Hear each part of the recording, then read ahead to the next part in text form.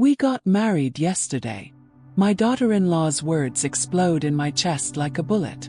I'm standing in the doorway of my own house, holding the flowers I bought to congratulate them on their engagement, while she looks at me with that icy smile I've come to know so well. My son stands behind her, avoiding my eyes as he always does when he knows he's done something wrong. 3 years planning a wedding that never happened. 3 years believing I'd be the groom's mother, helping with the preparations, dreaming of the day I'd finally see my only son walk down the aisle. 3 years being fooled like an idiot while they laughed behind my back. It was an intimate ceremony, just the two of us, she continues, adjusting her new ring on her finger like someone showing off a trophy. Intimate. The word cuts deep because I know what it really means. Without the inconvenient black mother-in-law. Without the woman who raised the man she loves, but was never good enough to witness that love become official. How can a mother be excluded from her son's own wedding? The question echoes in my head as I feel the ground crumble beneath my feet. 28 years of raising this boy alone, working double shifts to give him everything I never had, waking up at dawn when I had a fever, celebrating every achievement as if it were my own, and this is my reward. The worst part isn't even the exclusion. It's the elaborate lie, the theater they stage to keep me in line, pretending to discuss wedding details in front of me, asking my opinion on flowers that were never purchased, on guests who were never invited, making me believe I mattered. But they don't know who they're up against. They think I'm just a 60-year-old woman, too quiet, too polite, who accepts anything in silence. They don't imagine that this same woman they despise is hiding secrets that could destroy much more than a marriage. The game has just begun, and they've just dealt me all the cards. I enter the house as if floating, but my feet weigh a ton. The flowers slip from my hand and scatter across the living room floor, white petals against the dark tile like confetti from a party that never happened. The silence inside is deafening, unlike the silence I knew. This one tastes like betrayal. I go to the kitchen and pour myself a glass of water, but my hands are shaking so badly they almost spill everything. It's amazing how humiliation weighs heavily on your chest, making you gasp for air. You feel it in your bones when someone has decided you don't deserve even the courtesy of a well-told lie. I remember all the times she commented on my hair, always with that tone of someone doing me a favor. "Auntie, have you thought about straightening it? It would look more elegant for the wedding photos." Or when she suggested I didn't need to go to her family dinners because it would be more comfortable for everyone. Comfortable for whom, I wondered at the time. Now the answer burns like a hot iron. My phone vibrates on the counter. It's my neighbor asking if everything's okay, because she saw me coming back from the street looking like I'd been hit by an invisible punch. Dona Conceição has always been observant, one of those women who understands the weight of certain pains without needing an explanation. That's why so many people choose to stay here, following each revelation life has in store for us, because they know that some stories only make sense when told to the end, when justice finally finds its place. I don't reply to the message yet.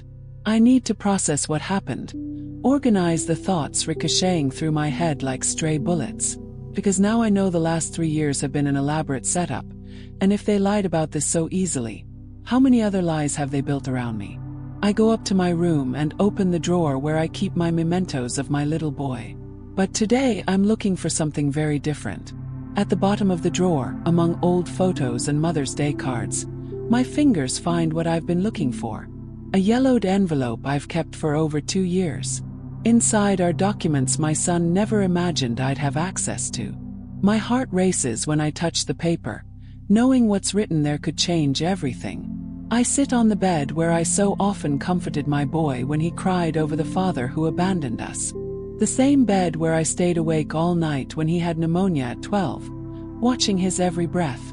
Where he sat to tell me he had met a special girl. His eyes shining with passion. How things have changed. The envelope contains bank statements and contracts that ended up in my name by mistake 2 years ago. At the time, I thought about discreetly returning it, unopened. I'm so lucky I didn't. Because now I see numbers that don't make sense with the salary my son claims to earn. I see transfers to accounts I don't recognize. I see a parallel reality they've constructed. hidden from my eyes. The house is plunged into a strange darkness, as if even the light is afraid to reveal the truth. I turn on the bedside lamp, and the papers seem to pulse in the yellow glow. Each line I read is a direct stab at the trust one once had in my own son. He's not just the boy who excluded me from the marriage. He's not just the man who let the woman humiliate me in silence. He's someone who lives a completely different life than the one he shows me. Someone who treats me like a naive old woman who can be fooled endlessly. But deception is a two-way street. And if they think they know Joanna da Silva, they're deeply mistaken. Because the woman they've despised their entire lives is about to rise up. At the bottom of the drawer, among old photos and Mother's Day cards, my fingers find what I've been looking for. A yellowed envelope I've kept for over 2 years. Inside are documents my son never imagined I'd have access to. My heart races when I touch the paper, knowing what's written there could change everything forever. I sit on the bed where I so often comforted my boy when he cried for the father who abandoned us. The same bed where I stayed awake all night when he had pneumonia at 12, watching his every breath as if my vigil could keep him alive. Where he sat to tell me he had met a special girl, his eyes shining with youthful passion. How things have changed since then. The envelope contains bank statements and contracts that ended up in my name by mistake 2 years ago. At the time, I thought about discreetly returning it, unopened, respecting his privacy as I always have. I'm lucky I didn't, because now I see numbers that don't make sense with the salary my son claims to earn. I see regular transfers to accounts I don't recognize.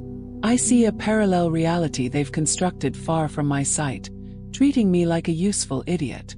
The house is plunged into a strange darkness, as if even the light is afraid to reveal the raw truth lurking in the corners.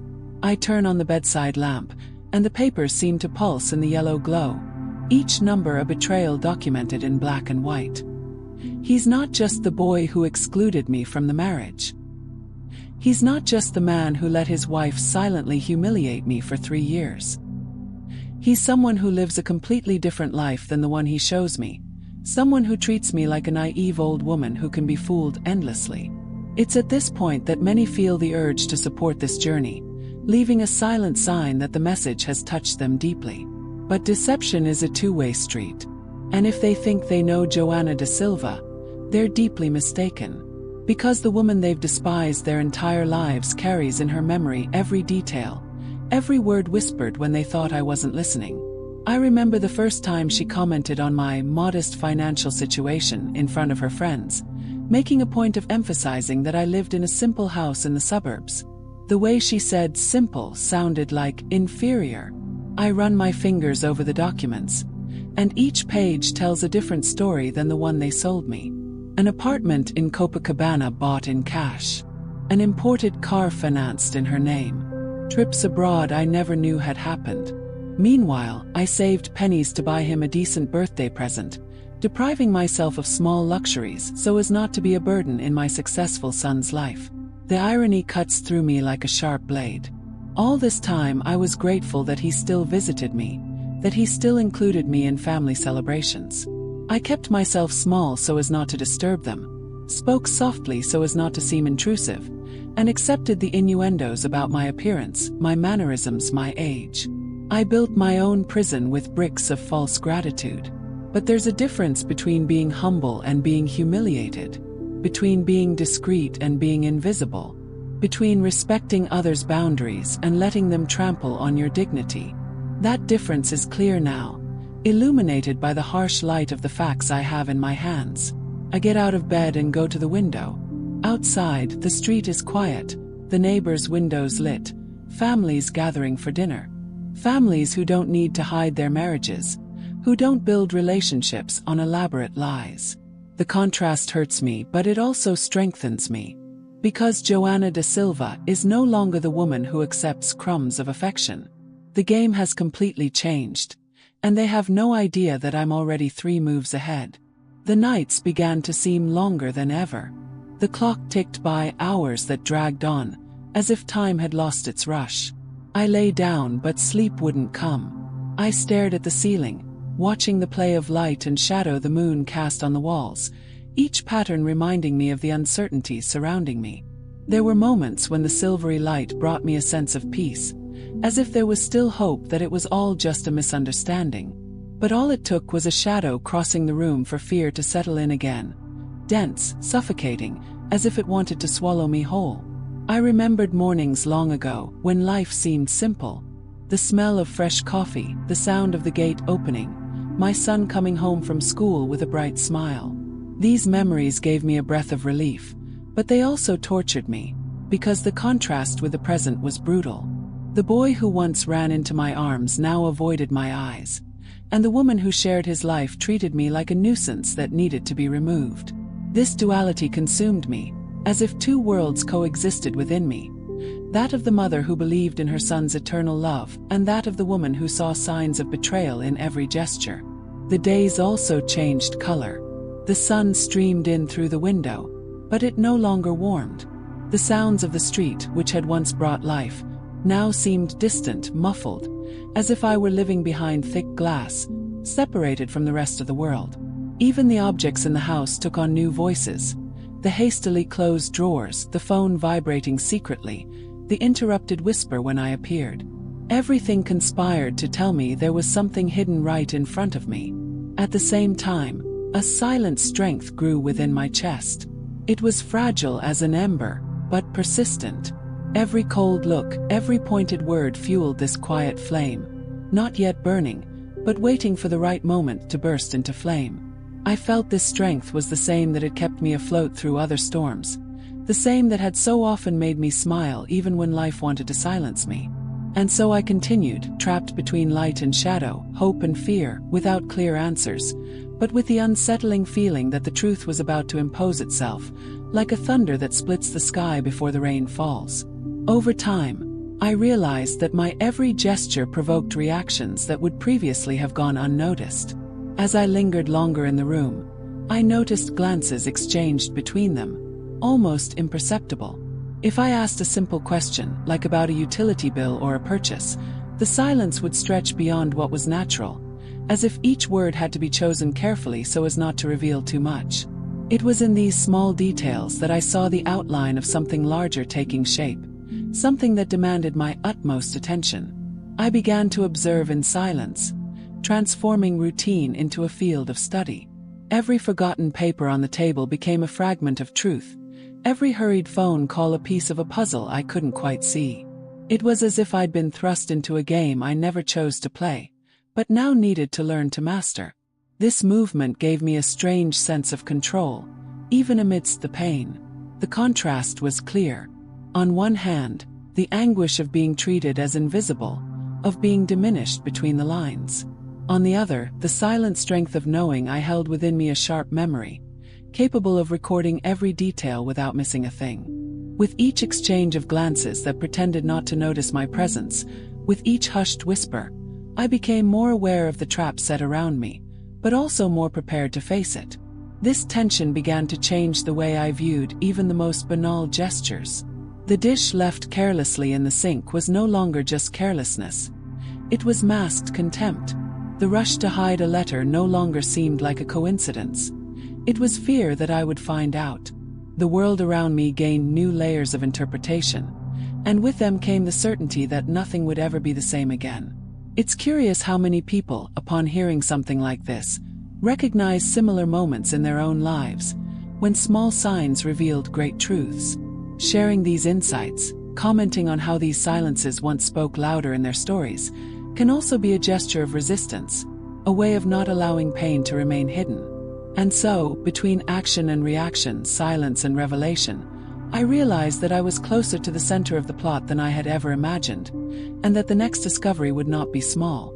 The days took on a strange shape, as if each morning held the promise of revealing another fragment of the truth. The simple act of waking was already accompanied by an invisible tension, as if the house itself breathed silently, harboring secrets that refused to remain hidden for long. Even the sound of coffee pouring into a cup seemed denser, charged with meanings that transcended routine. I began to see patterns where before I'd seen only isolated gestures. An envelope always face down on the table, A conversation interrupted just as I walked through the door, an exchange of messages that made my son's gaze suddenly harden. They were small but consistent signs, like drops that always fall in the same spot until they dig into the stone. This repetition assured me that something larger was being carefully hidden. And at the same time, I felt a silent strength growing within me. It was like walking down a foggy road. The horizon was still hidden, but the path beneath my feet became ever firmer. Between doubt and clarity, between fear and hope, I began to realize that my apparent fragility was actually a powerful disguise. They underestimated me, and this offered me the most precious advantage: the time to observe without being noticed. But it wasn't easy. There were times when loneliness hit me like a cold wave. The silence of the house at night seemed to envelop me like a heavy veil, and my mind raced, imagining scenarios, calculating possibilities, trying to predict what would come next. This contrast between the apparent serenity and the internal storm consumed me, but it also made me more attentive to every detail. It was like living on the edge of a cliff.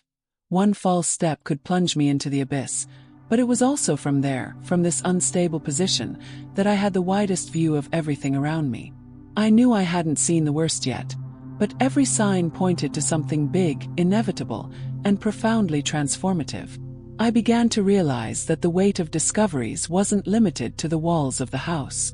It was as if my every step carried a shadow, a tension that accompanied me even in the simplest tasks. Going to the grocery store, for example, became a different experience. The shelves full of products seemed empty before my eyes, because my mind remained occupied with a theater unfolding within my family.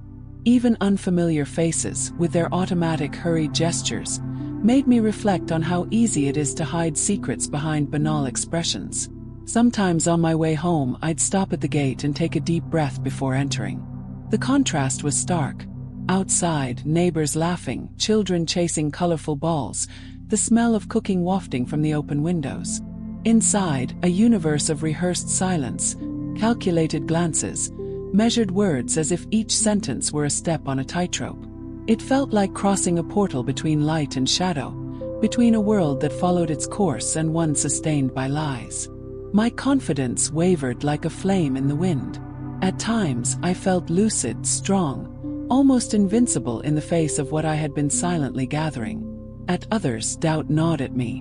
What if it was all just paranoia? What if I was seeing patterns where none existed? But all it took was one slip of the tongue, one interrupted sentence, one impatient gesture, for the flame of certainty to burn within me again. It was in this game of contrasts that I grew stronger. Each long night taught me to wait. Each silence showed me what they were trying to hide. It was as if I were learning a new language, made of pauses, expressions, and small oversights. And the more I observed, the clearer it became that there was something much larger at play, something that could not be kept hidden for long. I knew, as clearly as one smells rain before a storm, that the moment of revelation was approaching. But I had no idea the magnitude of what was about to unfold. The day the truth finally prevailed wasn't accompanied by shouting or open arguments. It came like distant thunder, heralding the storm everyone pretended not to hear. The evidence was there, spread out before me, like pieces of a puzzle that finally formed a clear picture. Documents, messages, traces of choices they believed they could hide forever. I looked at every detail and felt a mixture of pain and clarity, as if breathing new air after years of living in a closed room. In that moment, I realized that betrayal didn't define me. What defined me was how I chose to react. The silent woman, the ever-available mother, the discreet presence so many underestimated. She hadn't disappeared, but now she shared space with another version of me. A firmer version, one that knew the weight of the scars and understood the value of not remaining silent. It was as if I had crossed a narrow bridge and on the other side, found myself whole again. The images of that awakening remain vivid. The sharp creak of the chair as I stood to face what lay before me. The reflection of the lamp on the pages that exposed the lie. The silence that followed, dense, as if even the air awaited my reaction. And amidst it all, the memory of every sleepless night, every held-back tear, every time I thought about giving up. Nothing was in vain. This journey has taught me that kindness isn't submission, that being humble doesn't mean accepting humiliation, that aging doesn't make me disposable, but gives me the privilege of seeing beyond the masks. And somehow, I know that everyone who follows this story carries their own silent battles. That's why, if this journey resonated with you on some level, leaving a comment, a like, and subscribing to this space isn't just support. It's proof that no one is alone on this journey. I conclude this stage with the certainty that I am no longer the same. The woman who was once cast aside now rises with dignity, carrying not only the pain of exclusion but also the strength of revelation. And this strength, once awakened, no one can ever extinguish.